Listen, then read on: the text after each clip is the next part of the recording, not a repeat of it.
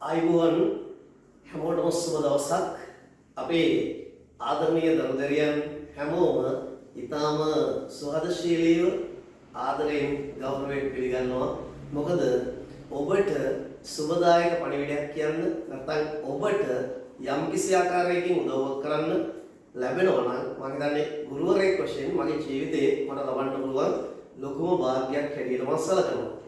ඉතින් වසර 30කට ආසන්න කාලයක් ගණිතය විද්‍යා විෂයන් තුළ දරුදරයන් දසදහස් සංඛ්‍යාත පිරිසක් ඉතා සාර්ථක අධ්‍යාපනයක් කරා ගෙනිච්ච ඔවුන්ගේ ජීවිතයේ අහිංසකව බලාපොරොත්තු වලට ක්‍රමයෙන් රැගෙන යන්නට අවශ්‍ය පසුබිම ගොඩනගපු අපට බොහෝ දෙනෙක්ගෙන් අපේ දශක 3කට ආසන්න කාලයක් තිස්සේ අපෙන් ඉගෙනගෙන අද රටේ විවිධ තැන්වල විවිධ රැකියාවල යෙදিলা ඉන්න බොහෝ දෙනා අපෙන් කරපු ඉල්ලීමක් තමයි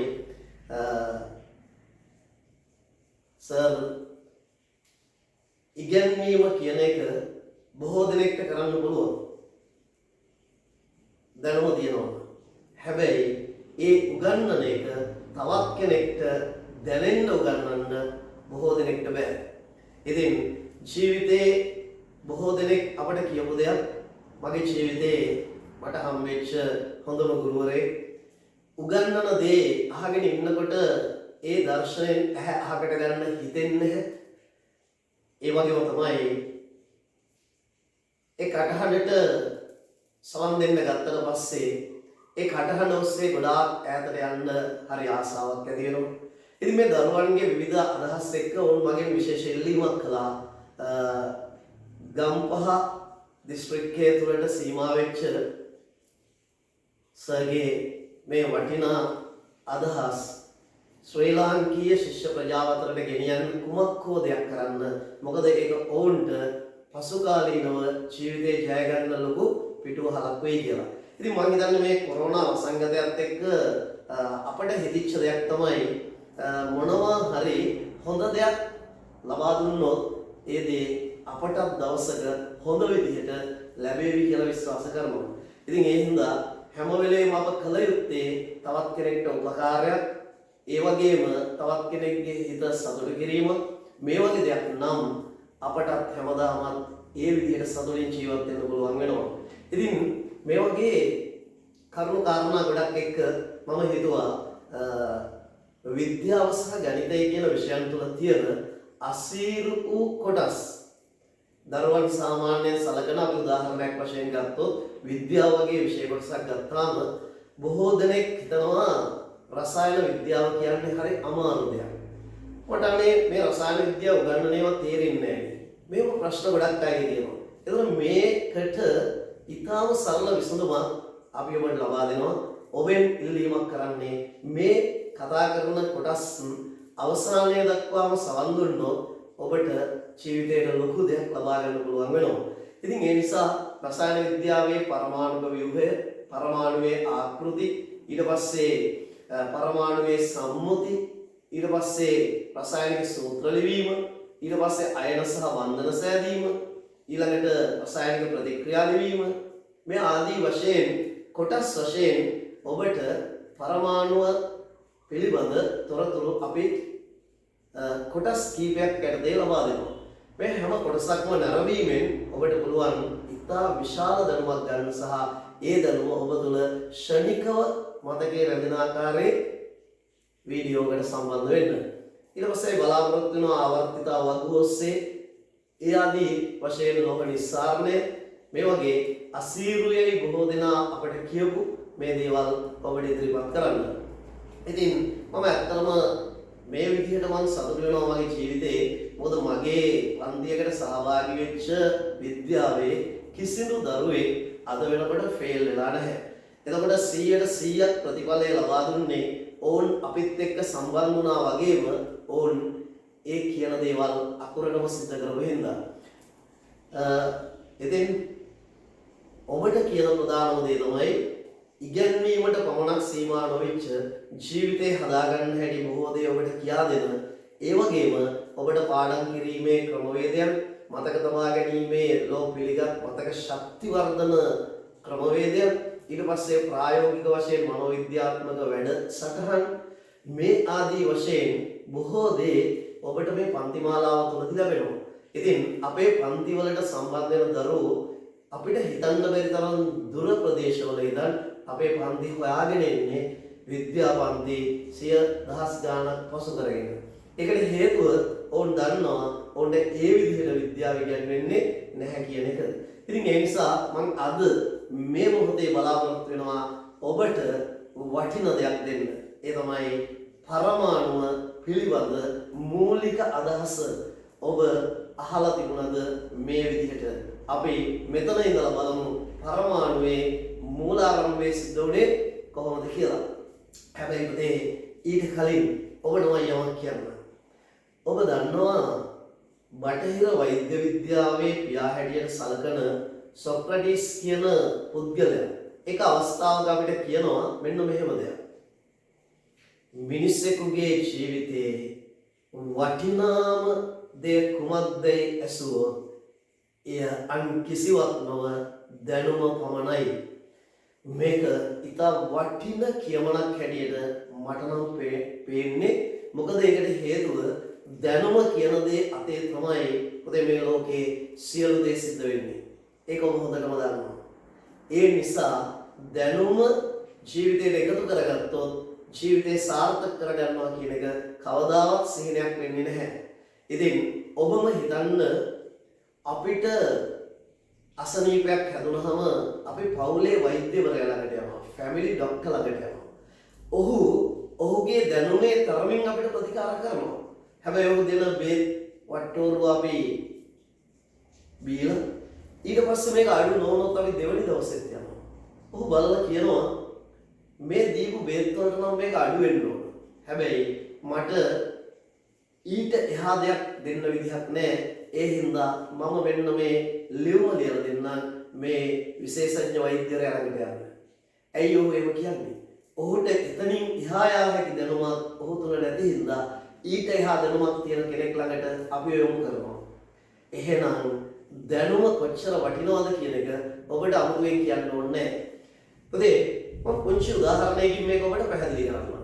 මොකද හේතුව එක අවස්ථාවකදී ලෝකයේ ඉතා පිළිගත් නැව් සමාගමක කපිතාන්වරේ තමන්ගේ අති විශාල භාණ්ඩ ප්‍රවාහන නෞකාව දියත් කරනවා. හැබැයි ඔබ දන්නේ නැතුව ඇති නාවික කපිතාන්වරේට ලොකු වගකීමක් තියෙනවා. මොකද ඒ රටවල් වලට මේ භාණ්ඩ ප්‍රවාහනය කරනකොට ඒ ප්‍රවාහනය කළ යුතු නිශ්චිත දිනවකවානුවක් තියෙනවා. හැබැයි නිශ්චිත දිනවකවානුව තුළ ඔවුන්ට ප්‍රවාහනය කරන්න බැරි වුණොත් සමහර විට ඒ වෙනුවෙන් වන්දියක් ගෙවන්න සිද්ධ වෙන්න ඉඩ තියෙනවා. මොකද ඒ රටට සිදුවන පාඩුව නිසා. එතකොට ඔවුන්ට සිද්ධ වෙනවා ඒ නිශ්චිත දිනවකවානුවේදී ඒ භාණ්ඩ ටික අනිවාර්යයෙන්ම බෙදා හරින්න. ඉතින් මේ ආකාරයට සියල්ල සූදානම් කරපු ඔහු නැව ගමන් ආරම්භ කරන්න සූදානම් වුණා. මේ නැව පණ ගන්නන්න පුළුවන් වුණේ නැහැ. ඉතින් මෙහිදී බොහෝ කාර්මික ශිල්පීන් යොදාගෙන ඒ සමාගමේ හිටපු උත්සාහ කළත් මේ නැව කිසිම ආකාරයකින් පණ ගැනීමක් සිදු කරන්න බැරි වුණා. මේ වෙලාවේ ලොකු මානසික පීඩනයකින් හිටපු මොහොත එක්තරා පුද්ගලයෙක් ඇවිල්ලා කියනවා සර් මේ නැව පණ ගන්නන්න පුළුවන් එක පුද්ගලයෙක් මේ ළඟ ඉන්නවා. ඒ පුද්ගලයා හැබැයි මේ නැව සමාගමේ වැඩ කරපු ඉතා පරණ සේවකයෙක්. ඔහු දැන් පෙන්ෂන් ගිහිල්ලා. නමුත් ඔහු නිවස තුළ ඉන්නවා. ඔහුව ගෙනාවොත් අපිට පුළුවන් මේක පණ ගන්නන්න. මේ වෙලාවේ අර මහා ලොකු ප්‍රශ්නයක් හිතේ තියාගෙන ඉන්නකොට ඒකට උත්තරයක් ආවම හිතට දැනෙන සතුට කොච්චරද? ඔහු කියනවා ඉක්මනින්ම ගිහිල්ලා ඔහු එක්කන් එන්න. කීයක් ගියත් කමක් නැහැ. අපි මේක ඔහුට කියලා හදාගමු. ඒ වෙලාවේ එක්තරා පුද්ගලයෙක් පිටත් කරනවා. ඔහු ගිහිල්ලා අර පුද්ගලයාව කැටු වෙනවා. ආවම කපිතාන්වරයා අහන්නේ ඔබට පුළුවන් මේ නැව පණ ගන්නවද? ඔහු කියනවා අපි උත්සාහ කරමු. මට බැරි වෙන එකක් නැහැ. ඔබ මේක කරලා දුන්නොත් ඔබට කැමති ගාණක් ඉල්ලන්න මම දෙන්නම්. මෙහෙම කියපු අවස්ථාවේ ඔහු ගාව තිබුණු මේ ආපු පුද්ගලයා ඔහුගේ පුංචි පසුම්බියක් ඇතුලේ මල්ලක් ඇතුලේ තිබුණු මිටියක් අරගෙන මේ නැවේ ප්‍රධාන පණ ගැන්වීමේ පූර්ව ආසන්නයට එනවා. හැබැයි ආසන්නයේ තිබුණු එක්තරා පියනක් ඉහළට ඔසවලා ඔහු බලනකොට ඔහුට පේනවා අති විශාල ප්‍රමාණයේ එන්ජින් එකක් නේ තියෙන්නේ. ඉතින් මේකේ විවිධ ස්ථාන නිරීක්ෂණය කරනකොට ඔහු බලාගෙන ගිහිල්ලා මොහොතක් එක ස්ථානයක තියෙන ඇනයකට ඔහු මිටියෙන් දෙසරයක් තට්ටු කරනවා. හැබැයි මේ දෙසරය තට්ටු කරලා ඔහු කියනවා දැන් මේ නැව ස්ටාර්ට් කරන්න. පුදුමයි. ඒ තට්ටු කරපු වාර දෙකෙන් පස්සේ නැව පණ ගැන්වෙනවා. නැව කපිතාන්වරයාට හරි මාසයි. ඔහුගේ ඔෆිස් එකට මේ පුද්ගලයාව හදගෙන ගිහලා අහනවා ඔබට මේ වෙනුවෙන් කීයක් ඕනද? මෙයා කියන්නේ සර් මට ඒක නිශ්චිතව දැන් කියන්න බෑ. මම ඒ පිළිබඳ වාර්තාවක් ඔබට පැය කිහිපයක් ඇතුළත එවන්නම්. ඒකේ සඳහන් වෙන මුදල මට ගෙවන්න. right. එහෙනම් ඔබ ඉක්මනින් මේ දේ කරන්න කියලා ඔහු පිටත් වෙලා යනවා. හැබැයි දවසකට විතර පස්සේ ඔහුට ලිපියක් ලැබෙනවා නැව කපිතාන්වරයාට මගේ ගාස්තුව ඩොලර් 1000යි කියලා. මේක දැක්කහම නැව කපිතාන්වරයා එකපාරටම කලබල වෙනවා. මිටියක් ගෙනල්ලා මිටියෙන් තට්ටු දෙකයි ගැහුවේ. ඒ තට්ටු දෙකක් කරලා ඔහු ඩොලර් 1000ක් ඉල්ලනවා. කොච්චර අසාධාරණද මේ වැඩි කියලා ඔහුට එන්න කියනවා. ඔහු ආවට පස්සේ අහනවා ඇයි ඔබ මේ වගේ පුංචි දෙයකට මේ වගේ විශාල මුදලක් ගන්නේ? අර පුද්ගලයා hina වෙලා කියනවා මම මිටියෙන් තට්ටු කළාට මම ඔගේ දාලා තියෙන්නේ ඩොලර් 2යි. හැබැයි ඒ තට්ටු කරන්න ඕන තැන හරියටම හොයාගත්තට මම දාලා තියෙනවා ඩොලර් 998ක්. මොකද ඒක තමයි අසීරු වැඩි. ඒක කරන්න පුළුවන්කම තිබ්බනම් ඔබ මාව කැඳවන්නේ නැහැ.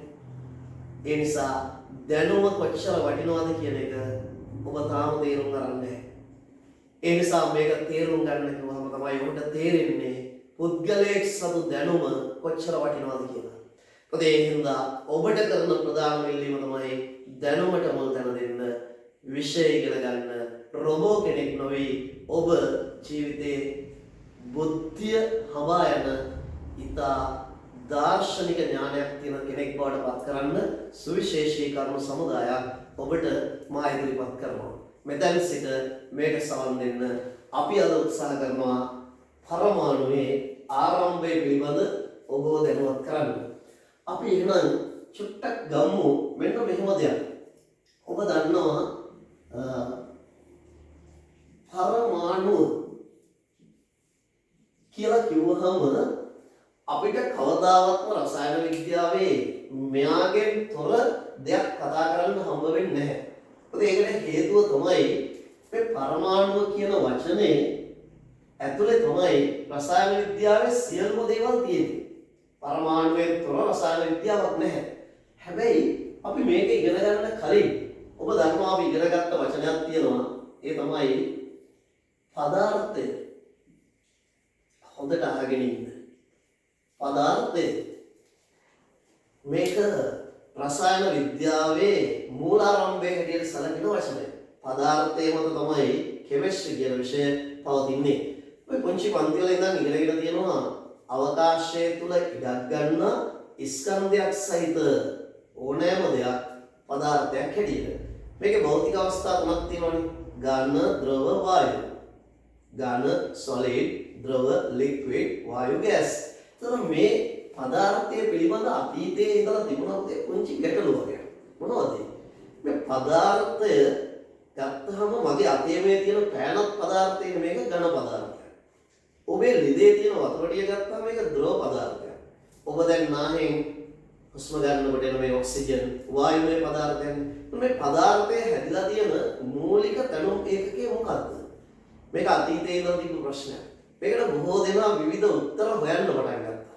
හැබැයි මෙහෙම උත්තර හෙව්වට බොහෝ දෙනෙක්ගේ උත්සාහය විවර්ත වුණා මිසක් උන්ට උත්තර හොයන්න බැරි වුණා. හැබැයි මේ කාලේ හිටියා ග්‍රීක ජාතික දාර්ශනිකයෙක්. ග්‍රීක ජාතික දාර්ශනිකයෙක් හිටියා.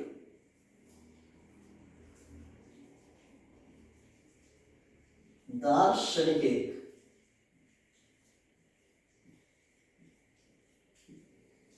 මොහු අපි නමින් හඳුන්වනවා ඩිමොක්‍රිටස් කියලා. මේක සාමාන්‍යයෙන් පුංචි පන්තිවල අට ශ්‍රේණියේ සිට දරුවන් සාමාන්‍යයෙන් අහලා තියෙන නම.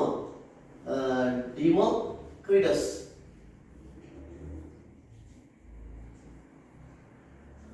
මෙන්න මේ ග්‍රීක දාර්ශනිකයා එක අවස්ථාවකදී එයා පදාර්ථය පිළිබඳ ගැඹුරින් සිතන්න පටන් ගන්නවා.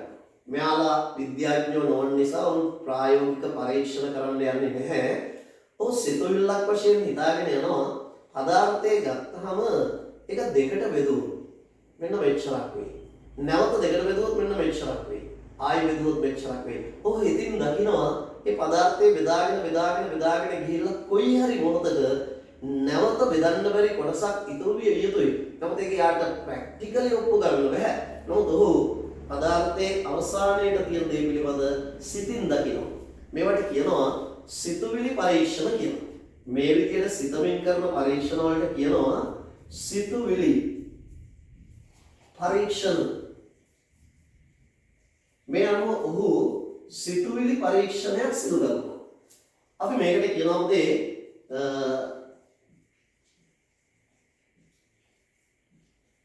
මොකක්ද කියන්නේ?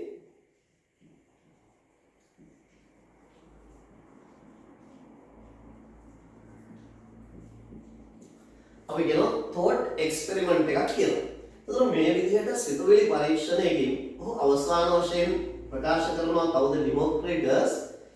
පදාර්ථය බෙදාගෙන ගියාම අවසානයේ ඉතිරි වෙනවා තව දුරටත් බෙදිය නොහැකි කොටසක්. අන්න ඒ අදහස ගැන හිතන්න ඕනද? ඔහු කියන්නේ මොකද්ද? තව දුරටත් බෙදිය නොහැකි. තව දුරටත් බෙදිය නොහැකි.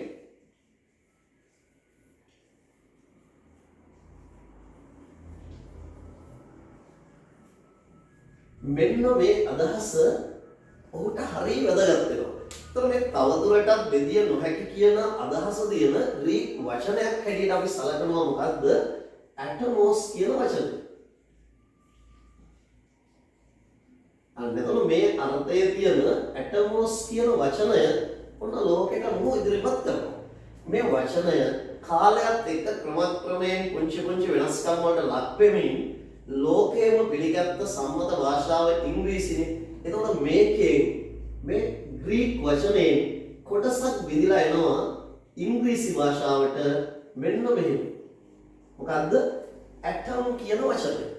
එතකොට මේ ඇටම් කියන වචනය ඉංග්‍රීසි භාෂාවට ආවම ශ්‍රී ලාංකීය අපි ලෝකයේ රටවල් 220 ගාණක් විතර තියෙන මේ ලෝකයේ රටවල් වලින් සිංහල භාවිතය කරන ප්‍රධානම රට හැටියට සැලකෙන ශ්‍රී ලාංකිකයන්ට ප්‍රශ්නයක් එනවා මේකට මොකද්ද සිංහලෙන් කියන්නේ?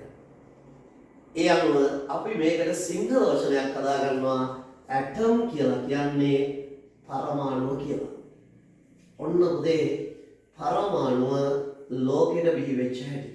දැන් ඔබට පැහැදිලියදී මේ විදිහට පරමාණුව තමයි මේ තවදුරටත් බෙදිය නොහැකි කොටස කියලා කවුද? ඩිමොක්‍රිටස් පවසනවා. ඉතින් ඔයාලා දන්නවනේ මේ ලෝකයේ ස්වභාවය තමයි සාමාන්‍යයෙන් යම් කිසි දෙයක් කියනකොට ඒ දේ කියන පුද්ගලයා අනුව ලෝකයේ පිළිගැනීම වෙනස් වෙනවානේ. අපි හිතමු ඉතා බුද්ධිමත් පුද්ගලයෙක්, නමුත් මේ ලෝකයේ ඔහු ජනප්‍රිය පුද්ගලයෙක් නෙවෙයි. එහෙම කිව්වහම සමහරට බොහෝ දෙනෙක් ඒක පිළිගන්න බැරි වෙනවා. හැබැයි මේ ලෝකේ ගොඩක් ජනප්‍රිය පුද්ගලයෙක් යමක් කිව්වොත් බොහෝ දෙනෙක් ඒක තර්කයකින් තොරව පිළිගන්න අවස්ථා තියෙනවා. ඒක හැටි. ඉතින් මොහු විද්‍යාඥයෙක් නොවන නිසා ඔහු ඒ ඉදිරිපත් කරන මතේ තරම් පිළිගැනීමට ලක් වුණේ නැහැ. ඉතින් මොහොම කාලය ක්‍රමක්‍රමයෙන් ගෙවිලා යනකොට ඔන්න උදා වෙනවා වර්ෂ 1808 කියන අවුරුද්ද. මේක අපිට ගොඩක් වැදගත්. ඇයි දන්නවද? මේ පදාර්ථයේ මූලික තනුම් මේකකයේ මොකක්ද කියන ප්‍රශ්නෙට උත්තරයක් තව හරියටම ආවේ නැහැ. ඒතකොට මේකට පැහැදිලි උත්තරයක් හොයාගන්නවා මුලින්ම ඉංග්‍රීසි ජාතික විද්‍යාඥයෙක්. මොහුට කියන්නේ ජෝන් ඩෝල්ටන් කියලා. මෙයා හඳුන්වන්නේ ජෝන් ඩෝල්ටන්. ඔබ මෙයාව හොඳටම අහලා තියෙන නම ඩෝල්ටන්. ඔතේ මෙන්න මෙයා ඔය ඩිමොක්‍රිටස්ගේ අදහස් විවිධ දේවල් එක්ක පර්යේෂණ සිදු කරමින් පරීක්ෂණ කරමින් 1908 දී ඔහු ඉදිරිපත් කරනවා ලෝකෙට පරමාණුක වාදය. මේක ඩෝල්ටන් ඉදිරිපත් කරපු ඉන්න මේකට අපි කියනවා ඩෝල්ටන්ගේ පරමාණුක වාදය. ඒතර අපි දන්නවා නිව්ටන් විසින් හදලා ලබන තැටිය නිව්ටන්ගේ තැටිය. ඔක රෝහිණී හදුවා නම් රෝහිණීගේ තැටිය. නේද? ඒතර ඕනෑම වෙලාවක විද්‍යාඥයෙක් යම් කිසි දෙයක් ඉදිරිපත් කරමු අපි කියනවා නිව්ටන් ඉදිරිපත් කරපු නියම. නිව්ටන් නියම. නේද? ඒකට කියන්න බෑනේ ආකිමිඩිස් නියම කියලා. ආකිමිඩිස් ඉදිරිපත් කරපු නියම ආකිමිඩිස් නියම. හරි. එතකොට මේ ඩෝල්ටන් ඉදිරිපත් කරනවා 1908 දී ඩෝල්ටන්ගේ පරමාණුක වාදය. පරමාණුක වාදය. හරි. ඔන්න ඔතෙන්ද දැන් අපි එනවා පරමාණුක වාදය ඉදිරිපත් කිරීම කියන තැනට. දැන් මේක ලෝකේ සෑහෙන කාලයක් පිළිගන්න මතයක්. ඒත් අපි චුට්ටක් බලමු මේ පරමාණුක වාදය තුලින් මම මොකක්ද කියන්න උත්සාහ කරන්නේ. දැන් මේකෙදී අදහස් වෙනවා ඉතා වැදගත් කරුණු හතරක්. පරමාණුක වාදයේදී මෙයා කියනවා හරි වටින කරුණු හතරක්. ඒ මොනවද? පළවෙනි එක තමයි මෙයා පරමාණුව පිළිබඳ පුංචි අර්ථකථනයක් කරනවා. පදාර්ථයේ සෑදී ඇති රසායනිකව තවදුරටත් බෙදිය නොහැකි කුඩාතම කොටස පරමාණුව වේ. පදාර්ථයේ සෑදී ඇති රසායනිකව තවදුරටත් බෙදිය නොහැකි කුඩාතම කොටස පරමාණුව වේ. ඊට පස්සේ නා කියනවා හරි ලස්සන කතාවක්. පරමාණුවක් මැවීමට හෝ විනාශ කිරීමට නොහැක. පරමාණුවක් අලුතෙන් මවන්නත් බැහැ. හැබැයි පරමාණුවක් ඒ වගේ තියෙන එක විනාශ කරන්නත් බැහැ. පරමාණුවක් මැවීමට හෝ විනාශ කිරීමට නොහැක.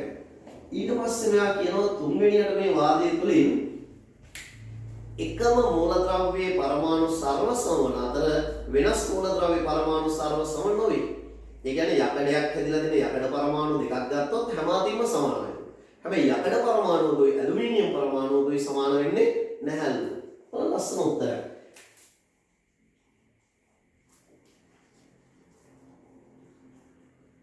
මෙතනදී මේ එකම මූලද්‍රව්‍ය පරමාණු සර්ව සම වන අතර වෙනස් මූලද්‍රව්‍ය පරමාණු සර්ව සම නොවේ කියලා කියනවා. දැන් තුනයි. ඊට පස්සේ මෙයා දෙනවා තවත් එක අදහසක්. මොකද ඒක හරිය ලස්සන වැඩක්. ඔබ බලන්න මම ලියුවොත් මෙන්න මේ රසායනික සංයෝගය. Carbon dioxide. මම ලියනවා තව එකක් ග්ලූකෝස් C6H12O6. දැන් ඔයාලට පේනවද මේක රසායනික සංයෝගයක්. මේක රසායනික සංයෝගයක්. මොකද මූලද්‍රව්‍ය එකකට වැඩි ප්‍රමාණයක් තියෙනවනේ. හැබැයි බලන්න මෙතන කාබන් සහ ඔක්සිජන් වලින් හැදිච්ච කාබන් ඩයොක්සයිඩ් වල කාබන් පරමාණු එකයි තියෙන්නේ. ඔක්සිජන් පරමාණු දෙකයි. මම කියන්නේ පරමාණු එකිනෙක සම්බන්ධ වෙලා තියෙන අනුපාතය බලන්න. 1:2. එතකොට මෙතන කාබන්, හයිඩ්‍රජන්, ඔක්සිජන් කියලා පරමාණු තුනක් තියෙනවානේ. කාබන් පරමාණු 6ක් තියෙනවා. හයිඩ්‍රජන් පරමාණු 12ක් තියෙනවා. ඔක්සිජන් පරමාණු 6ක් තියෙනවා. දැන් බලන්න අනුපාතය පරමාණු එකිනෙක එකතු වෙනවට කියනවා සංයෝජනය වෙනවා. සංයෝජනය වෙච්ච අනුපාතය අපිට පුළුවන් අනුපාත කුඩා කරන්න. 6න් බෙදාගෙන යන්න 1යි 6 වරක් 2යි 6 වරක් 1යි. ඔබට පේනවද රසායනික සංයෝගයක් සෑදී ඇති පරමාණු එකිනෙක සංයෝජනය වෙලා තියෙන්නේ සරල පූර්ණ සංඛ්‍යාත්මක අනුපාත වලින්. අන්න ඒක තමයි හදන්නේ. ඔය ලස්සනට කියනවා රසායනික සංයෝගයක් සෑදී ඇති පරමාණු එකිනෙක සංයෝජනය වන්නේ එකතු වන්නේ සරල පූර්ණ සංඛ්‍යාත්මක අනුපාතයකට අනුවයි. ඔන්න ඔහොම ඔතේ පරමාණු වාදය ඉදිරිපත් කරපුවාම ඒ කාලේ මේකට හරි තනක් තිබුණා. ඒ කාලේ මේක ලොකු පිළිගැනීමක් ලක්කලා. මොකද ඒ වෙනකොට මිනිස්සු පරමාණු පිළිබඳ අදහසක් ගණන් හිටියේ නැහැ. එතකොට ඒගොල්ලෝ මේක පිළිගත්තා. හැබැයි ඔහොම කාලේ ටික ගෙවෙන්න අපි දන්නවා මිනිසා පරිණාමය වෙන්න ගත්තා. මිනිසාගේ දැනුම දියුණු වෙන්න ගත්තා. ස්නායු පද්ධතිය දියුණු වුණා නේද? එතකොට මේ කාරණාත් එක්ක අවසානයේදී ඔන්න කාලය ගෙවිගෙන එනකොට මේ අදහස් වෙනස් වෙන්න ගත්තා. මම දැන් ඔබට කියන්නම්කෝ මෙයා කියපු පළවෙනි අදහස ගන්නකො. පදාර්ථයේ සෑදී ඇති රසායනිකව තවදුරටත් බෙදිය හැකි කුඩාතම කොටස පරමාණුව වේ. හැබැයි ඔබ දන්නවා මේ වෙනකොට හොයාගෙන තියෙනවා ඉලෙක්ට්‍රෝන, ප්‍රෝටෝන, නියුට්‍රෝන කියලා පරමාණුක ඇතුලේ අංශ. ඔබ දැන් මේ මොහොතේ ඉන්නේ ඔබේ නිවස තුලනවා. ඔබ ඔබේ නිවසට වැඩිය කුඩා විය යුතුයි නේද? මොකද ඔබ ඉන්නේ නිවස ඇතුලේ. හැබැයි ඔබ නිවසට වැඩිය ලොකු වුණා නම් ඔබට මේ නිවසට යන්න පුළුවන්කම නැහැ. අපි පුංචි ප්‍රදර්ශනයකට හදන පුංචි ගෙවල් දෙනවා කාඩ්බෝඩ් වලින්. අපිට ඕක ඇතුලට යන්න බෑ. ඇයි බැරි? ඒ නිවසට වැඩිය අපි ලොකුයි. එහෙනම් අපිට කියන පරමාණුවක් ඇතුලේ නම් ඉලෙක්ට්‍රෝනය කියන්නේ ඉලෙක්ට්‍රෝනය පරමාණුවට වැඩිය මොකද වෙන්න ඕන? කුඩා වෙන්න ඕන. එහෙනම් මේ කුඩාතම කොටස පරමාණුව කියලා කියන එක වැරදි බව ඔබට පේනවා. මේ විදිහට අද වෙනකොට ඩෝල්ටන් ඉදිරිපත් කරව මේ මත හතරම බිඳ වැටිලා තියෙනවා නවීන සොයා ගැනීම එක්ක. ඒතකොට අපිට හරි රසවත්ව ඉගෙන ගන්න පුළුවන් දෙයක් තමයි මේ මත බිඳ වැටිච්ච ඒ නව සොයා ගැනීම මොනවද? කවුරුත් කැමති අලුත් දේවල් ඉගෙන ගන්න. අන්න යන්න අපි චුට්ටක් දැන් බලමු මොකක්ද පරමාණු පිළිබඳ නූතන සොයා ගැනීම සිදුුනේ කොහොමද කියලා. මේක ලස්සන කතාවක්. මම දන්නවා ඔබ මේ කතාවෙන් ඉවත් වෙන්නේ නැති බව. මොකද ඔබ ඔබේ දැනුමට ආදරය කරනවා. ඒ දැනුමත් එක්ක ඔබේ අනාගතය තීරණය වෙනවා. ඒ අනාගත සිහින ඔබ දැන් ඉඳන් ටිකෙන් ටික හදනවා. ඒ හින්දා මම මේ කියන එක හොඳට අහගන්න. දැන් මම ඔය දේ කියන්න කලින් ඔබට පොන්චි දෙයක් කියනවා. මම ගණිතය විද්‍යාව විෂය උගන්වන ගුරුවරයෙක්. එතකොට 6 ශ්‍රේණියේ සිට 11 ශ්‍රේණිය දක්වා විෂයන් උගන්වන ගුරුවරයෙක්. ඒ වගේම මනෝ විද්‍යාත්මක උපදේශන සේවයක් කරන මනෝ චිකිත්සකවරයෙක් වශයෙන් ක්‍රියාත්මක වෙන මෝහන වේදේ පිළිබඳ ප්‍රතිකාර කරන මිනිසුන්ගේ මනස තුළ තියෙන ප්‍රශ්න බොහෝසේ දකින මානසිකත්වය ගොඩක් අගය කරන පුද්ගලයෙක්. ඉතින් ඒ නිසා මට තියෙනවා ගොඩාක් ලොකු අත්දැකීම් එක් පුද්ගලයන්ගේ ජීවිතවල. සමහරු ජීවිතයේ තිබුණු සිහිනය සැබෑ කරගන්න බැරි වෙලා ජීවිතේ කලකිරිච්ච අය. හැබැයි ඔවුන් පස්සේ දන්නවා ඒ සිහිනය සැබෑ කරගන්න බැරි වුණේ ඔවුන් ඒ සිහිනය හිතේ තියන් හිටියා. මොකද ඒ සිහිනේ අවසානයේ සිතේ තියන් හිටියට අතරමැද්දේ කල යුතු කාර්යභාරය ඔවුන් දැනන් හිටියේ නැහැ. උදාහරණයක් වශයෙන් ડોක්ටර් කෙනෙක් වෙන්න ආස කෙනෙක් නලාව කරේ දාගෙන හොස්පිටල් එකේ ඇවිදගෙන යනවා දැක්කට ඔහු එතෙන්න එන්න අවශ්‍ය පසුබිම තව ගොඩාක් තියෙනවනේ නේද? ඒ නිසා අපිට අවශ්‍ය වෙන්නේ ඒ පසුබිමේ හිස්තැන් නැතුව දකින්න ඕන. අපි එතෙන්න එනකන් මොනවද පසු කරන්න ඕන මාර්ගය කියන එක අපිට පේන්න ඕන. අන්න එහෙම දැක්කම අපිට පුළුවන් ඒ තරම් හරි පහසුවේ යන්න. ඉතින් ඒ නිසා ඔබ මේ හැම දෙයක්ම මේ මොහොතේ ඔබට ලැබෙන ඉතා වැදගත් වෙයි. මම හිතනවා මේ කතාවම අහගත්තාම ඔබට පරමාණුව කියන්නේ නැත්නම් රසායන විද්‍යාව කියන්නේ ඔබේ විද්‍යාවේ තියෙන අතිශය ලේසි කොටසක් බවට පත් වෙයි. අපිත් එක්ක වැඩ කරන දරුවෝ හැමදාම කියන දෙයක් තමයි ආසම කරන විෂය සර් විද්‍යාව. ගණිතයට ආවට පස්සේ කියනවා සර් ගණිතේ විද්‍යාවෙන් තොර ජීවිතයක් නෑ වගේ. මොකද සමහර දෙමව්පියෝ මට ඇවිල්ලා කියනවා මේ අනේ සර්වත් කියන්නකෝ මේ දරුවෝ ගෙදරට ගිහිල්ලා වැඩ කරනකොට කොයි වෙලේ බැලුවත් එක්ක ගණන් හදනවා එක්ක විද්‍යාවද පාඩම් කරනවා. අනිත් විෂයන් කරනවා අඩුයිනේ. ඉතින් මම දරුවෙක්ගෙන් ඇහුව දවසක් පුතේ ඔයා වැඩිපුර පාඩම් කරන්න මම නේ සර් ගණන් විද්‍යාව තමයි ඉතින්. මොකද ඇයි සර් ඒ වගේ ලස්සනට රසවත් අනිත් සමහර විෂයන් ඉගෙනගෙන නැහැනේ. සටහන් නැහැ. ඉතින් මම දෙන උත්තරේ මොකද්ද? මේක තමයි ඉතා වැදගත් කාරණාව. ඔබ සෙවිල්ලෙන් හැම දෙයක්ම කළ යුතුයි. ඒ හින්දා අපි දැන් කතා කරමු පරමාණුවේ නූතන සොයා ගැනීම පිළිබඳව. මොකද මේක ඉතාම වැදගත්. පරමාණුවේ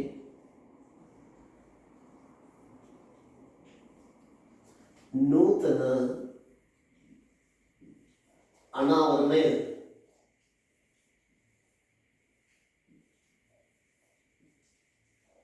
පරමාණුවේ නූතන අනාවරණය මේක ගැන අපි දැන් ඉතා පැහැදිලිව කතා කරනවා.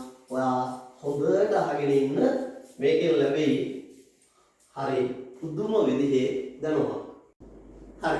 අපි දැන් බලමු මේ පරමාණුවේ නූතන අනාවරණය පිළිබඳ පැහැදිලි කරද්දී මොකද මේක ඇත්තටම ගත්තොත් මේකේ හරි පිළිවෙලට සියලුම විස්තර බොහෝ විට සඳහන් වෙලා තියෙන අවස්ථා පොත්පත්වල පවා අඩුයි. මම ඔබට ඉතා පැහැදිලිව මේක කියලා දෙනවා. මොකද හේතුව දැන් මගේ බලාපොරොත්තුවක් තියෙනවා සාමාන්‍ය පෙළ විභාගයට මේ ඉදිරියේ ඉන්න දරුවෝ දහස් ගණනක් ඔතනින් නවතින්නේ නැහැනේ. ඔබ අනාගතයට යනවා. එතකොට ඔබ සාමාන්‍ය පෙළට තියෙන විෂය කර්ම ටික ඉගෙන ගත්තාම විභාගය ලියන්න පුළුවන්. හැබැයි අපි තවත් ඊට එහා ගිය දැනුමක් ගත්තොත් ඔබට උසස් පෙළ වගේ ගියාම ඔබට ගොඩාක් වාසිදායක වෙනවා. ඒ හින්දා අපි පුංචි කරුණු සාමාන්‍ය පෙළ විෂය නිර්දේශය ඇතුලේ කරුණු එක්ක මුසු කරලා චුට්ටක් වැඩි දුර පවා ඔබට කියලා දෙනවා. මේක ඔබේ දැනුම හැම වෙලේම අපි අගය කරන හින්දා. ඉතින් ඒ හින්දා අපි චුට්ටක් බලමු මොනවද මේ පරමාණුව දැන් ඩෝල්ටන්ගෙන් පස්සේ මේ ඩෝල්ටන්ගේ මතය පුතේ බිඳ වැටෙනවනේ. ඒතර මේ මතය බිඳ වැටෙන්න හේතු වෙච්ච කරුණු මොනවද? හරි ලස්සන සිදුවීම් ටිකක් තියෙනවා. හොඳට අහගෙන ඉන්න. දැන් මම මෙහෙම කියන්නේ 1808 පරමාණුවාද ඉදිරිපත් කළාට පස්සේ දැන් මේක පිළි අරගෙන කාලය ටික ගෙවෙනවා. මොකද ඔහොම ගෙවෙනකොට ඔන්න උදා වෙනවා අවුරුද්දක්. මේ අවුරුදු ටික ගැන හොඳ අවධානයෙන් ඉන්න වර්ෂ 1875 අවුරුද්ද එනවා. 1875. දැන් මම නිකන් හිතන්නකො 1808 ඉඳලා සෑහෙන කාලයක් නේද පරම්පරාව විතර කාලයක්. එතකොට මේ 1875 කාලෙදී එක විද්‍යාඥයෙක් ඉන්නවා මේ භෞතික විද්‍යාඥයෙක්. මෙයා තමයි මේ විලියම් ක්‍රූක්ස් කියලා කියන්නේ. මෙයාට අපි කියන්නේ මොකක් කියලාද? විලියම් ක්‍රූක්ස්. right. විලියම් ක්‍රූක්ස්. එතකොට මේ විලියම් ක්‍රූක්ස් කියන විද්‍යාඥයා හරි ලස්සන පරීක්ෂණයක් කරනවා. ඒ පරීක්ෂණයට දාන උපකරණය තමයි මම මේ බෝඩ් එකේ දාලා තියෙන්නේ. ඔබට පේනවා ඇති මෙන්න මේ පේන නලය මේක හදලා තියෙන්නේ වීදුරු වලින්. එතකොට මේ මොකද්ද? වීදුරු නලය. මේක වීදුරු නලය. වීදුරු නලය. හරි. මේ නලයේ මේ පැත්තේ ඇතුල් පැත්තේ මේ කෙළවරේ තියෙනවා පොඩි ලෝහ තහඩුවක්. නැත්නම් ලෝහ කූරක් වගේ එකක්. මෙතන තියෙනවා ලෝහ තහඩුවක්. එතකොට ඇතුලේ තනිකරම තියෙන්නේ මොනවද? වාතය. එතකොට මේ ඇතුලේ තියෙන්නේ සම්පූර්ණ වාතයනේ. එතකොට මේ විලියම් ක්‍රූක්ස්ට අවශ්‍ය වෙනවා මේ වාතය තුලින් ඔබට පේනවා පරිපථයක් තියෙන්නේ විදුලි පරිපථයක්. විදුලියක් යවන්න ඕනේ. හැබැයි අපි හොඳටම දන්නවා වාතය හරහා විදුලිය යන්නේ නැහැ. මොකද වාතය කියන්නේ පරිවාරකයක්නේ. ඒ වාතය හරහා කරන්ට් එක ගියාම අපිට මාර ප්‍රශ්නයක් වෙනවනේ. දැන් ප්ලග් එකක කරන්ට් එක තියෙනවා. ඔය කරන්ට් එක වාතය හරහා આવොත් එහෙම ප්ලග් එක ඉස්සරහින් යනකොට ඔබට අනිවාර්යෙන් කරන්ට් එක දිලා විසිරෙනවා. ඒතකොට එහෙම ස්වභාව ධර්මයේ හැම දෙයක්ම කන්ට්‍රෝල් එකේ හදලා තියෙන්නේ. ඉතින් ඒ නිසා මෙයාට ප්‍රශ්නයක් එනවා මේ වාතය හරහා විදුලියක් යවන්නේ කොහොමද මේ තහඩුවේ සිට මේ තහඩුවට? යවන්න බෑනේ. එතකොට උතන ඔබට පේනවා ඇති මෙන්න මේ හදලා තියෙන මේ විදුලි කෝෂය. ඉතින් මේකේ මේ පැත්ත මොනාග්‍රේද?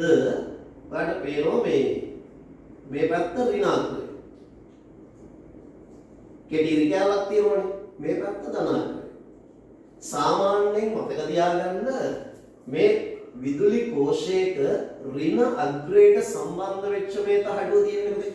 ඍණ අග්‍රයට සම්බන්ධ වෙච්ච මේ අග්‍රයේ තහඩුවට කියන්නේ කැතෝඩය කියලා.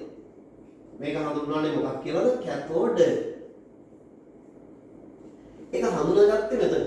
ධනාග්‍රයට සම්බන්ධ වෙච්ච මෙන්න මේකට කියන්නේ මොකක් කියලාද? ඇනෝඩය කියලා. එතකොට මේක හඳුන්වන්නේ ඇනෝඩ්. ඔන්න අපි කැතෝඩය සහ ඇනෝඩය වෙන් කරගන්න. ඊට පස්සේ දැන් මෙයා මේ විදුලිය දුන්නාම සාමාන්‍යයෙන් අපි දන්නවා විදුලි ධාරාවක් ගමන් කරන්නේ කොහේද? ධනාග්‍රයේ සිට ඍණාග්‍රයට තමයි විදුලිය යන්නේ. හැබැයි දැන් මේ ඍණ පැත්ත තියෙනවනේ. ඒ කියන්නේ කැතෝඩය. මෙයා බැලුවා දැන් මොකුත් වෙන්නේ නැහැ. බලාගෙන හිටියා මොකද වෙන්නේ? මොකුත් වෙන්නේ නැහැ. දැන් මෙයාට කල්පනා කරනවා වැඩක් නැහැ. ඉතින් මම මෙච්චර මහන්සිලා හදලා මොකුත් වෙන්නේ නැහැ. මොකොත් වෙන්නේ නැති දෙයක් නේ හදලා තියෙන්නේ. කොහොම බලලා මම පුංචි වැඩක් කරනවා. මෙන්න මෙතන තියෙනවා සවි කරපු පොඩි උපකරණයක්. මෙන්න මේකෙන් මොකද මේ ඇතුලේ තියෙන වාතය ටික අයින් කරනවා. හැබැයි ඔයා මෙතනදී මතක තියාගන්න ඕන මේ තියෙන්නේ අර වෝල්ට් 1.5 වගේ පුංචි විභවයක් නෙවෙයි. මේකට ප්‍රේරණ දගරයක් සම්බන්ධ කරලා ඒ දේවල් ඉදිරියේදී ඔබ ඉගෙන ගන්නවා. ලොකු කරන්ට් එකක් හදන්න ඕන. ලොකු විභවාන්තරයක්. මේකට කියනවා අධි වෝල්ටීයතාවයක් දෙනවා කියලා. මෙතනින් ලබා දෙන්න ඕන ලොකු කරන්ට් එකක්. ඒ කියන්නේ පොඩි වියලි කෝෂයක දෙයක විදුලියක් නෙමෙයි. මේකට කියනවා අපි අධි වෝල්ටීයතාවයක් ලබා දෙන්න ඕන.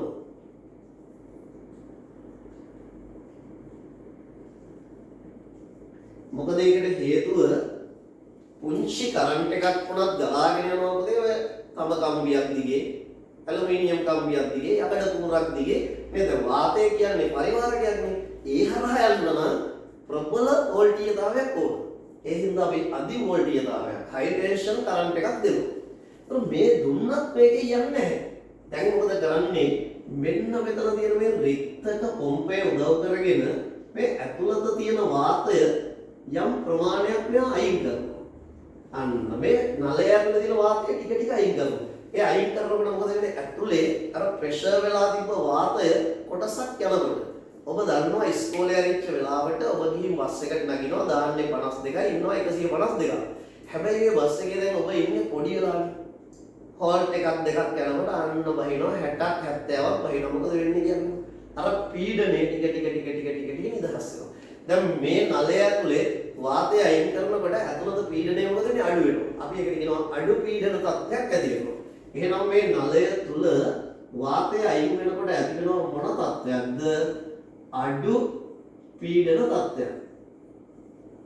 අඩු පීඩන තත්ත්වයක්.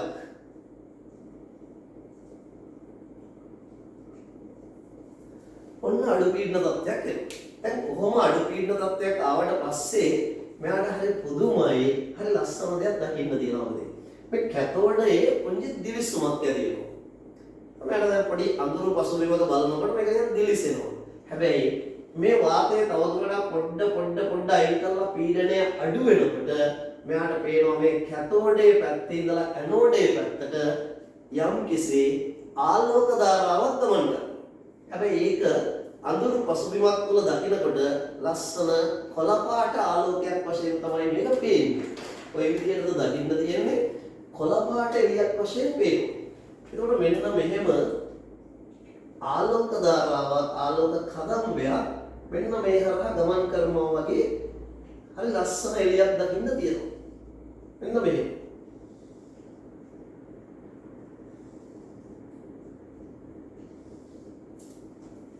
ඔන්න බලන්න. මෙහෙම යම්කිසි කොළ පාට ආලෝකයක දිලිසුමක් ඇති වෙනවා. දැන් මෙයාට හරි සතුටුයි මේ මොකද්ද සිද්ධ වුනේ? එතකොට දැන් මේ ආලෝක ධාරාව ගමන් කරන්නේ මේ පැත්තනේ. මොකද ඔන්න ඔය අණුව පරමාණුව පිළිබඳ යම්කිසි අදහසක් ගන්න පුංචි උපකරණයක් නිර්මාණය වෙනවා. එතකොට මේක තමයි විලියම් ක්‍රෝක්ස් විසින් හදපු හින්දා මේ උපකරණයට කියනවා මොකක් කියලාද? ක්‍රෝක්ස් නලය කියලා කියනවා. මුලින්ම මේක හඳුන්වන්නේ ක්‍රෝක්ස් නලය හැටියට. ඔන්න බලන්න. ක්‍රෝක්ස් නලය. හරි. දැන් මොන ක්‍රෝක්ස් නලය හදනවද? ඔයා කියලා ඉතින් හරි ක්‍රෝක්ස් විසින් ක්‍රෝක්ස් නලය හැදුවා. දැන් මොහොම එළියක් එනවා. දැන් එතකොට මේ ක්‍රෝක්ස් මොකක්ද ඔබ ගැන කියන්නේ? එතකොට එන්නේ මොනවද? මෙයාට ඒ පිළිබඳ අදහසක් ඉදිරිපත් කරන්න හම් වෙන්නේ නැහැ. ඒකට මේ විද්‍යාව ලස්සන විද්‍යාවේ එක දේවල් හොයාගන්න එක් පුද්ගලයෙක්. ඔබ දන්නවා ඉලෙක්ට්‍රෝන හොයාගන්න එක්කෙනෙක්, ප්‍රෝටෝන හොයාගන්න වෙන එක්කෙනෙක්, නියුට්‍රෝන හොයාගන්න තවත් එක්කෙනෙක්. එතකොට මේ තුනම එක්කෙනෙක් හොයාගත්තේ ඒවා නෙවෙයි. අනික එක අවුරුද්දකට නෙමෙයි අවුරුදු ගණනාවකට පස්සේ මේක වෙන්නේ. ඒ හින්දා දැන් මෙන්න මෙහෙම ක්‍රෝක්ස් නලය හදනවා. ඕක ඉතාම වැදගත් වෙනවා කාටද? ඔන්න වැදගත්ම කරුණු ටික අහගන්න. වර්ෂ 1897 දී 1897 දී ජේ.ජේ. තොම්සන් කියන විද්‍යාඥයා. කවුද? J.J.. Thomson. J.J.. Thomson. right. මෙන්න මේ 1997 දී ජේ.ජේ. තොම්සන් කියන විද්‍යාඥයා මේ උපකරණය අරගෙන. මේක ඉතින් සාමාන්‍ය දෙයක් නේද? වෙන කෙනෙක් හදපුවාම ඒක අරගෙන වෙන කෙනෙක් තමයි ප්‍රසිද්ධ වෙන්නේ. ඒක සාමාන්‍ය තත්ත්වයක්.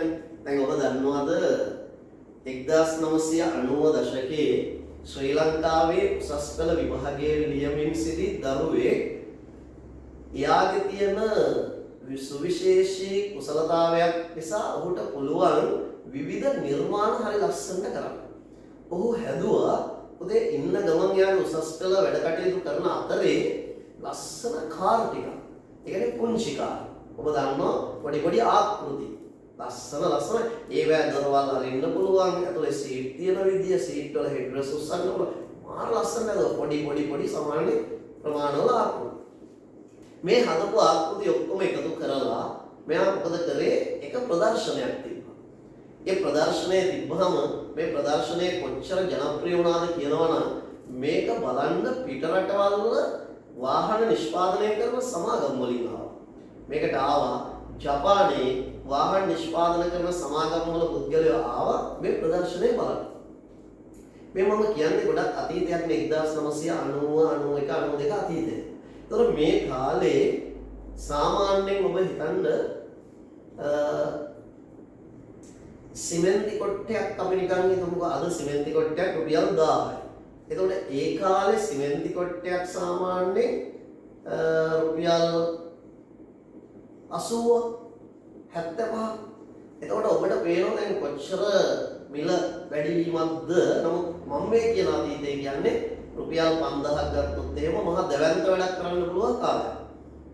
එතකොට දැන් ඔය කාලෙදී අර බලන්න ආපු ජපානයේ වාහන නිෂ්පාදන සමාගමේ ඉන්න පුද්ගලයෝ එක වාහනයක් දැකලා පොඩි වාහනයක් කාර් එකක් දැකලා මෙයාගෙන් කියනවා මේ ආකෘතිය මට දෙන්න.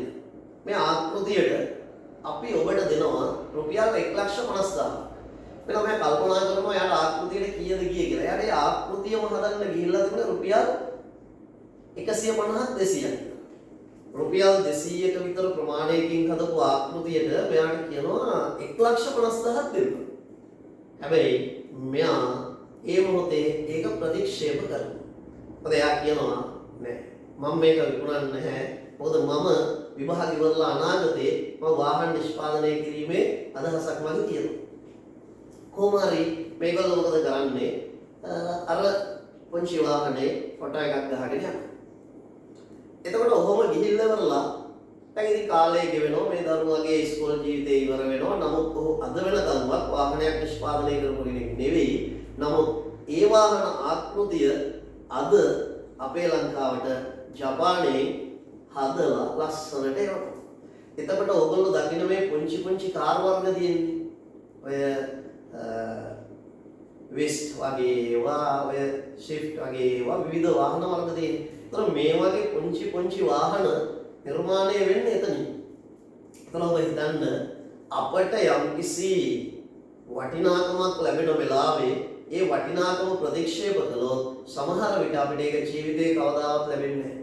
ඒතකොට අර දරුවට ඒ වෙලේ 1,50,000 ගත්තා නම් සමහරට අද කෝටියක විතර වැඩක් කරන්න පුළුවන්. 100 ගුණයක වැඩක් කරන්න පුළුවන්. ඒතකොට හිතන්නකො ඒ තරම් ලොකු මුදලක් ප්‍රතික්ෂේප කරපු ඔහුට අද ඒ මුදලක් නැහැ. ඔහු කරපු ඇති වැඩකුත් නැහැ. ඉතින් ඒ නිසා අපි යමක් කළ යුතු වෙලාවේ කළ යුතුයි. නොකළොත් අපිට ඒක කවදාවත් ආයි ලැබෙන්නේ නැහැ. එහෙනම් ඔබ හිතන්න මේ ඔබ යමක් කළ යුතු වෙලාව මේ වෙලාවේ ඔබ මේ වැඩේ කරන්න ඕන. හරි. එතකොට මේ ජේ.ජේ. තොම්සන් කොහොම හරි මේ ක්‍රූස් කියන නලය අරගෙන එයා පරීක්ෂණයක් සිදු කරනවා. මේ පරීක්ෂණයේ අවසානයේ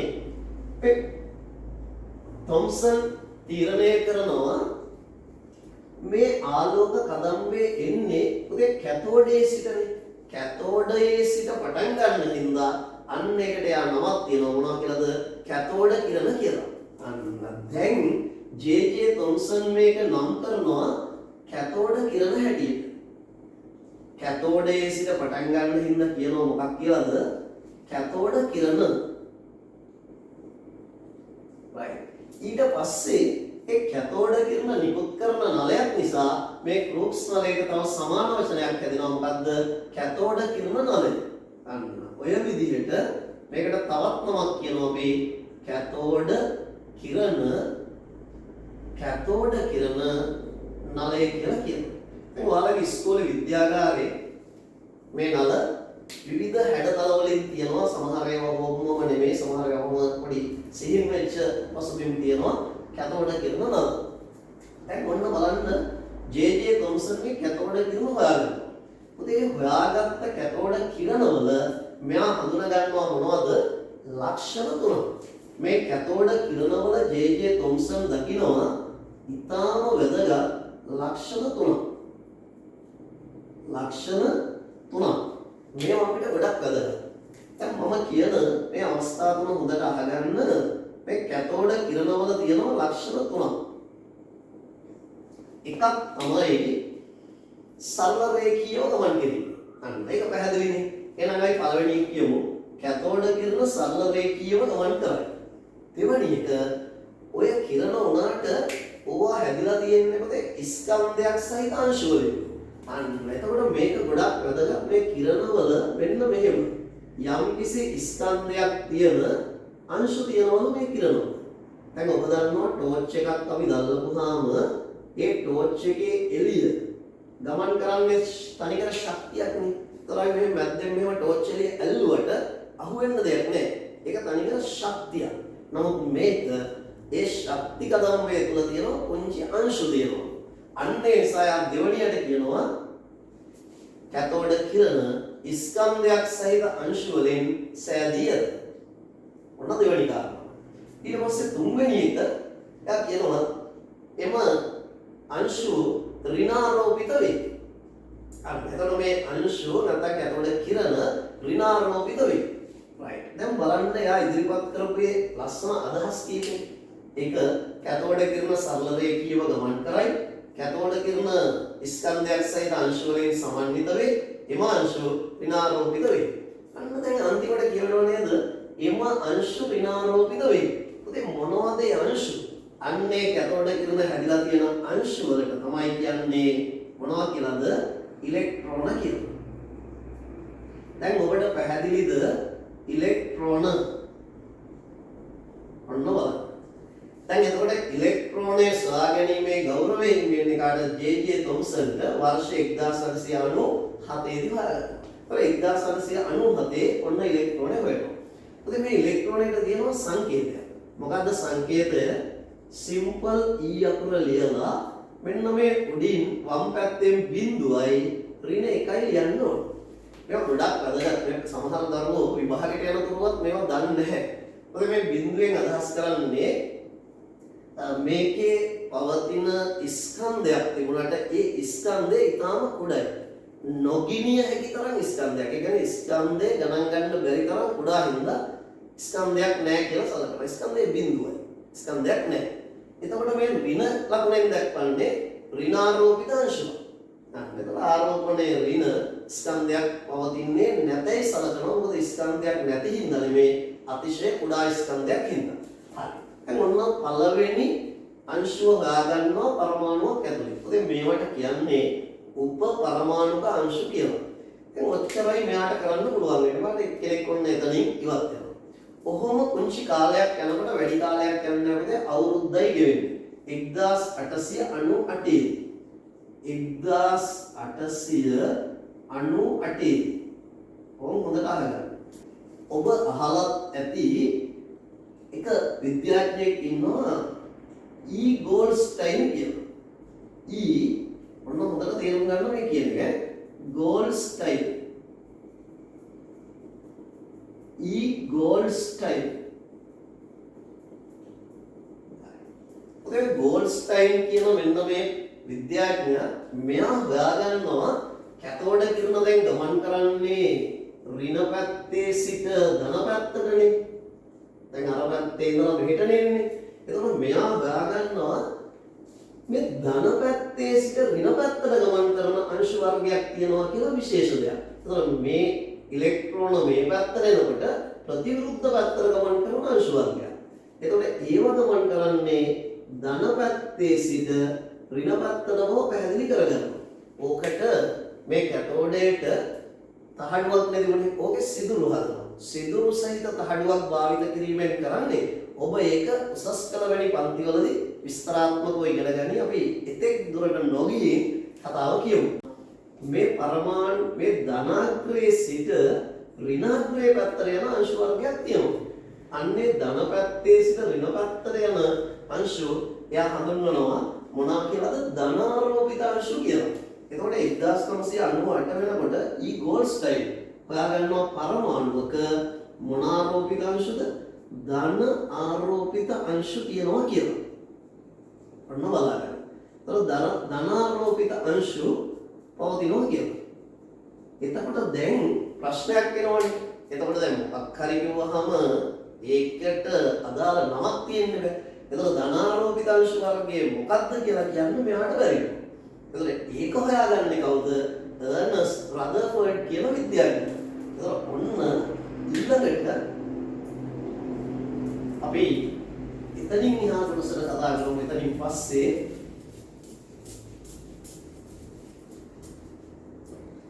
ඒ ධනාරෝපිත අංශු වර්ගය ප්‍රෝටෝන කියලා හොයාගන්නවා. ඔන්න දෙවෙනියට හොයාගන්න අංශු වර්ගය ප්‍රෝටෝන. මේක හොයාගන්නේ කවුද? අර්නස්ට්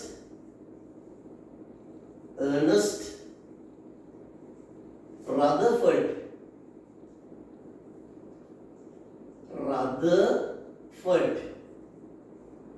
සාමාන්‍යයෙන් අපි රදර්ෆර්ඩ් කියලා කියන්නේ සාමාන්‍යයෙන් කියන රදර්ෆර්ඩ්. එතකොට මේ ප්‍රෝටෝනේ කියන අංශු හොයාගන්නවා අර්නස්ට් රදර්ෆර්ඩ්. දැන් ඔය විදිහට 1898න් පස්සේ කාලය පොඩ්ඩ ගෙවිලා ගිහින් උදේ ඊළඟට එනවා 1932. මෙන්න මෙතෙක් පරමාණුවේ තව අංශුවක් හොයාගන්න බැරි වෙනවා. එතකොට ඔය කාලෙදී මෙයා හොයාගන්නවා මොකද්ද? නියුට්‍රෝන කියන අංශුව. නියුට්‍රෝන මේක හොයාගන්නේ කවුද? ජේම්ස් චැඩ්වික් කියන විද්‍යාඥයා. සමාවෙයි ජේම්ස් කියලා කියනවා. James Chadwick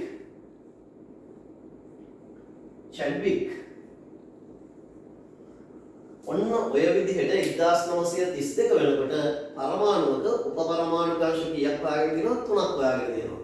J.J.. තොම්සන් විසින් ඉලෙක්ට්‍රෝන හොයාගන්නවා. අර්නස්ට් රදර්ෆර්ඩ් විසින් ප්‍රෝටෝන හොයාගන්නවා. ජේම්ස් චැඩ්වික් විසින් නියුට්‍රෝන හොයාගන්නවා. එතකොට මේ විදිහට පරමාණුවක් ඇතුලේ උපපරමාණු අංශ 3ක්. දැන් ඔබට හිතෙන්න පුළුවන් නේ සර් මේ වගේ උපපරමාණු අංශ 3ද තියෙන්නේ කියලා නෑ අපිට. මේ වෙනකොට පරමාණුවක් ඇතුලේ උපපරමාණු අංශ 128ක් විතර හොයලා තියෙනවා විද්‍යාඥයෝ. එතකොට මේ වගේ ඉතා විශාල ප්‍රමාණයක් හොයාගත්ත එකෙන් අපි කතා කරන්නේ මේ පුංචි දෙයක් විතරයි. එතකොට නික සරල කරුණු ටිකක් නේ අපි මේ කතා කරන්නේ. හරි. එහෙනම් දැන් අපි ඔය ඉගෙනගත්ත ටික මම ඔබට පුංචි සාරාංශීකරණයක් කරලා පෙන්නනවා. මෙන්න මේක අතිශය වැදගත් වෙනවා. ඔයාගේ පරමාණුවේ මූලික දැනුම වර්ධනය කරගන්න අවශ්‍ය පුංචි ෂෝට් නෝට් එකක් මම දැන් ඔයාලට පෙන්නනවා. මෙන්න බලාගන්න සාමාන්‍යයෙන් පරමාණුවක සරල සටහනක් අපි අඳගන්න විදිය.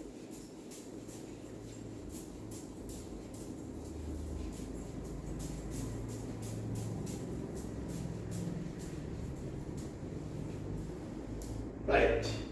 දැන් අපි මේ ඉගෙනගත්ත ටික බලන්න පිටු ගණනාවක් තිස්සේ ලියන සටහන අපි කෙටි කරගන්න හැටි. දැන් මම ඔතනදී හරි ලස්සන සටහනක් ඔබට ඇදලා පෙන්නනවා. දැන් මේ බලන්න.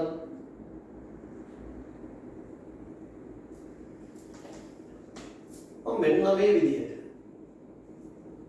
පරමාණුවක තියෙන උපපරමාණු අංශු 3යි තියෙන්නේ.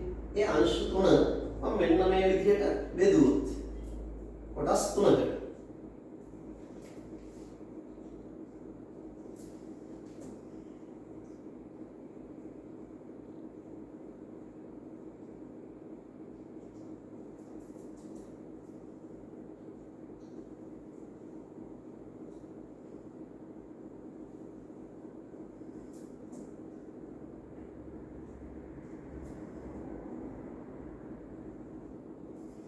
හරි. ඔතේ හොඳට බලා ගන්න මේක අපි වෙන් කරන විදිහ.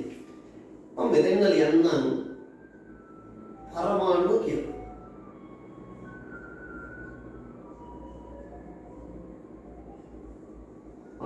පරමාණු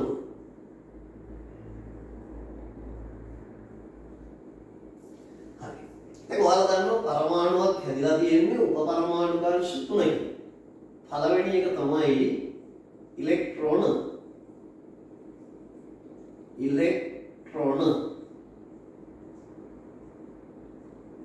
දෙවෙනි එක තමයි ප්‍රෝටෝන.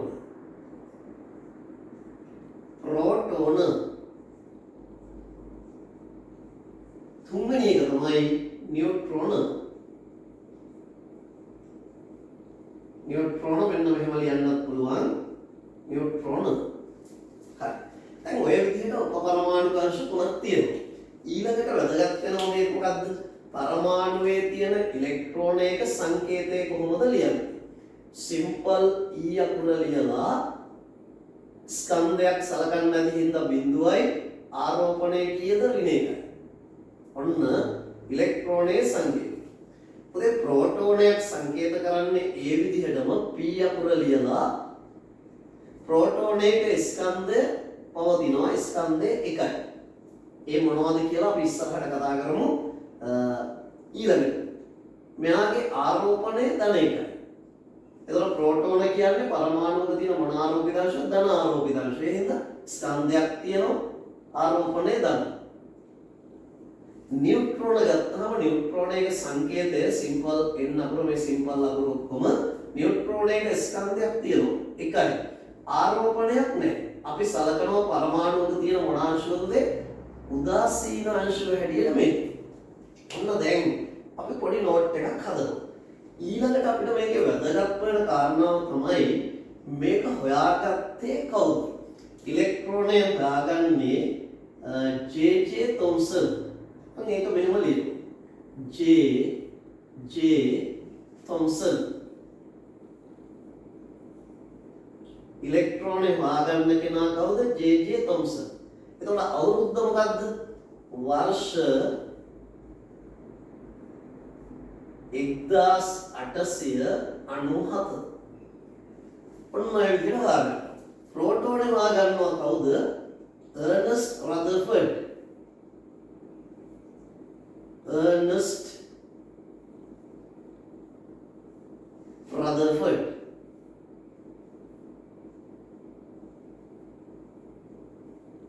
කොයි අවුරුද්දේද?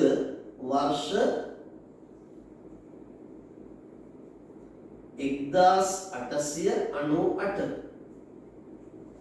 ඔන්න එකත් හරියට. ඊට නියුට්‍රෝනේ හොයාගන්නවා කවුද? James Chadwick.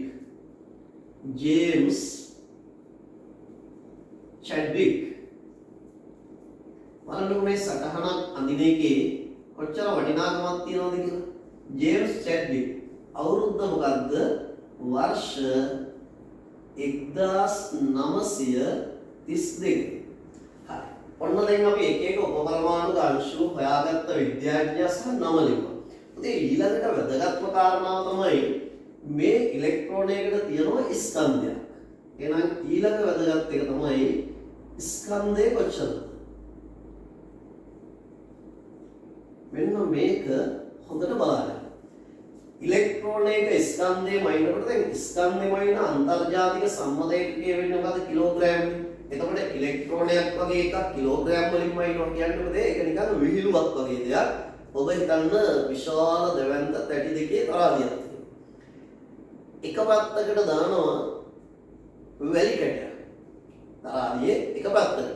ඒක මණින්න අනිත් පැත්තට දානවා දෙවන්ත අලියෙක්. දැන් මට කියන්නකෝ අලියෙක්ගෙන් වැලි කැටේ මයින්න බෑනේ. එතකොට දැන් පරමාණුවක් කිලෝග්‍රෑම් වලින් මයින්නවා කියන්නේ ඇත්තටම මේක මහ විහිළුවක් නේ. නමුත් ස්කන්ධය ප්‍රකාශ කරන්න පුළුවන් ජාත්‍යන්තර සම්මත ඒකකයේ කිලෝග්‍රෑම් හින්දා කිලෝග්‍රෑම් වලින් තමයි මේක ප්‍රකාශ කරලා දෙන්නේ. එතකොට හරිය පුංචි අගයක් එන්නේ. කොච්චරද? 9.1.915 වැඩි කිරීම 10 ඍණ 31 වෙනි බලයයි කිලෝග්‍රෑම්. සාමාන්‍යයෙන් බලය ඍණ වෙනවා කියන්නේ සංඛ්‍යාවක් අතිශය කුඩා වෙනවා. මොකද ඍණ දර්ශකයේ ඉරේ යටට ගන්නකොට ධන වෙනවනේ. එතකොට මේක යට වෙනවා 10 ධන 31ක්. ඉරක් ගහලා මේක බෙදන්න ඕන 1.31ක සංඛ්‍යාවකින්. හිතන්න කොච්චර පොඩිද කියලා. එතකොට මේ තමයි ඉලෙක්ට්‍රෝනයක ස්කන්ධය. ප්‍රෝටෝනයක ස්කන්ධය වෙන්නහම සාමාන්‍යයෙන් මෙන්න මේ භාගයක් එනවා. ප්‍රෝටෝනයක ස්කන්ධය 1.672.5 නැත්නම් 2.6 කියලා ලියන්නත් පුළුවන්. සාමාන්‍යයෙන් 2.5 නැත්නම් 2.5 කියමුකෝ අපි.